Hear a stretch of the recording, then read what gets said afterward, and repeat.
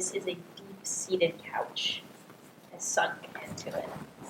It is what you can hope for out of a couch. Hello, hi. My name is Eliza Schiff. I use she, her pronouns. And I wrote a play called Dreadful Wind and Rain. Who's your muse? Oh, wow. Who is my muse? There was a man who lived on my block named Louise. And he recently passed away, but he was the mayor of the block. And he was deeply mafia associated. And he wore a mink coat and drove 9 cars on our block. And every day when we walked home, he'd say, "Hi, Lige, how you doing? Be good to your mother." And cared very much about our block and our community. Louis. Big Brooklyn guy, Louis. Hey, Lige. Who's your favorite player? I would say my favorite playwright at the moment is Steve Navligergis, who is a New York-based guy. He wrote this play called The Last Days of Judas Iscariot, and among many others. And he writes like he grew up in New York, and I really love that. And also, his plays just sort of like accompanied my learning to like plays as I grew up. What's the worst thing you ever heard?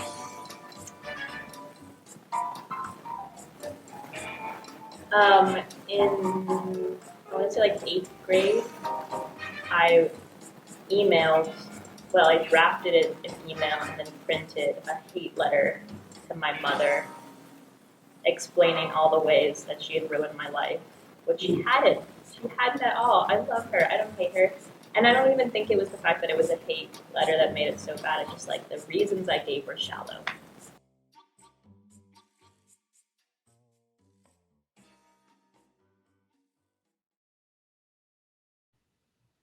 Dreadful Wind and Rain by Eliza Schiff. A father and a daughter are sitting on a couch. They are eating roasted chicken and an odd hodgepodge of roasted vegetables, peppers, carrots, onions. Above them is a portrait of a dog wearing pantaloons and a crown. Peter eats, clearly enjoying the onions. Pass the salt. I think you would like the person that I am now. I have your wit and your love for Brussels sprouts and your nose. I think of all people in the world, we are the most similar. Are you listening to me? Huh? Never mind. Good onions. Warm night. Supposed to be a little cooler tomorrow. Louise picks up the guitar and begins to play Take Me Home Country Roads. No, I'm not going to do it. I'm not going to attempt to fill this desperate space with sound just because you can't think of anything else to say to me. Excuse me? Don't interrupt me. And can you please look me in the eyes, please? I have been sitting here all night pretending that I'm not so deeply bothered, but now it's late and I'm tired and my eyes feel heavy enough not to care what there are repercussions to things that are said. Why are you screaming? I am speaking firmly. You are screaming. This is conviction. I am speaking with conviction. No, you're howling like an animal. You ever heard of projection? Louise, you're a grown woman making the noise of a child. I have neighbors. Yes, I know you have neighbors. Neighbors, and they are very prone to anger, even when it's not the middle of the night. Okay, I understand. It's very late. Did I not just say that? You need to calm down. I am calm. This isn't good for you. Please stop interrupting me. I need you to listen to me. Why are you laughing? Stop laughing. Please stop laughing. You think I'm joking? I'm not fucking joking. I'm not joking. I'm not joking. I'm not joking. Peter, I have something to say. I'm going to say it. Just give me a second.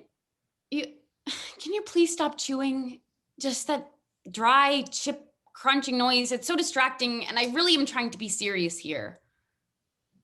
You have never loved anything or anyone as much as you love that dog. What? You heard me. Is this about the portrait? No, it's not about the portrait. Then... It has just now tonight occurred to me that you may never be able to love anything else as you might love that dog ever again. So it is about the portrait. No. I don't understand. All night, we've just sat here. Because you didn't want to go out. Because I wanted the space to talk to you. I want you to know about me. Of course, I know you. You don't. You wouldn't even know where to begin. This doesn't seem fair. But instead, we've sat on this couch all evening talking about that stupid fucking dog. Hey, watch your language. What, like I'm gonna offend him? You're gonna give him a complex. A complex? A fucking complex? Peter, he is a dog. Neighbors. His brain runs on 2 tracks, food and shitting. Peter, that is it. Consumption and pooping and nothing else. Please, control yourself. You act like he is this perfect creature with a deep brain and soul and wonderful thoughts, like some kind of canine Foucault. Like he's the most interesting mind this world has ever seen, and we're all so lucky to know him. Louise, lower your voice. I need you to hear me. I would have to be blind and deaf and asleep and maybe probably also dead not to hear you. You couldn't hear me if I was the only sound in the world. Louise. I can't stand how easily he's won the kind of love I thought you were incapable of giving. The dog. Yes, that greasy, stupid creature around whom your entire life evolves. You're being abrasive. Don't call me that. I love him the way any responsible pet owner should care for their animal. You rush home from work every day just to see him. He needs to be walked. You sit at your desk and you can't think of anything else. I am no different from anyone else. You wouldn't live without him. You can't. Louise picks up the guitar and begins to play Country Roads again. This may or may not be the only song she knows how to play. I don't care about the gifts you shower him in, the free-range USDA organic certified dog food you buy him. I don't care that he's your phone lock screen and your home screen and computer background and wallpaper, or that weird fucking portrait you had commissioned of him and then hung above the couch. But I do, Peter. I really, really do care you have made a home for him, that you protect him, and that you would die for him. I care that you have let him so far into your heart that he's become it. And it's like this big cup of milk tea, and you can't tell where the tea ends and the milk begins. And I hate that he has milk tea'd your heart. Loving a dog is easy. What? Dogs don't wake up every day ready to fight. I don't. You are guarded and armed, always. How else am I supposed to protect myself?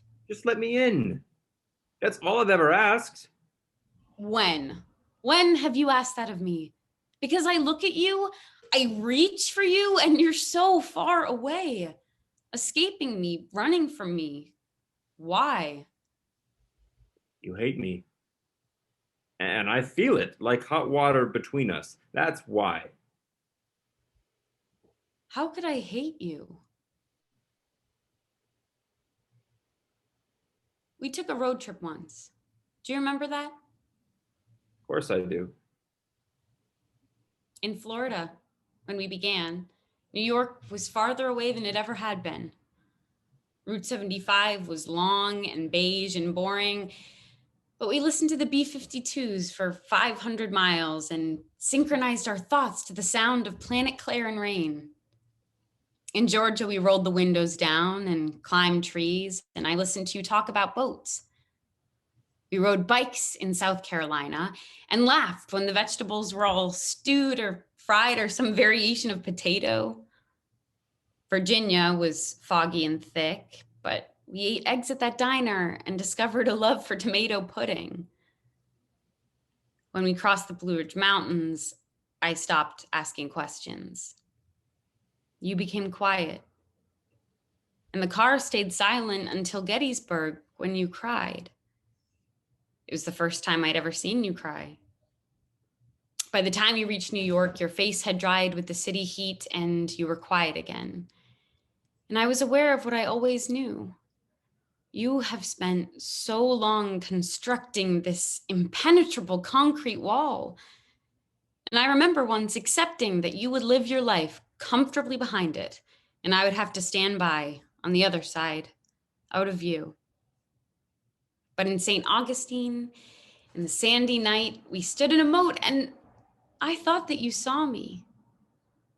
By the time we made it back to Brooklyn, you returned home, and I returned home, and the wall, thick as always, split the difference. I miss you. I wish we could go back to Route 75 in the rain. I think you would like the person that I am now.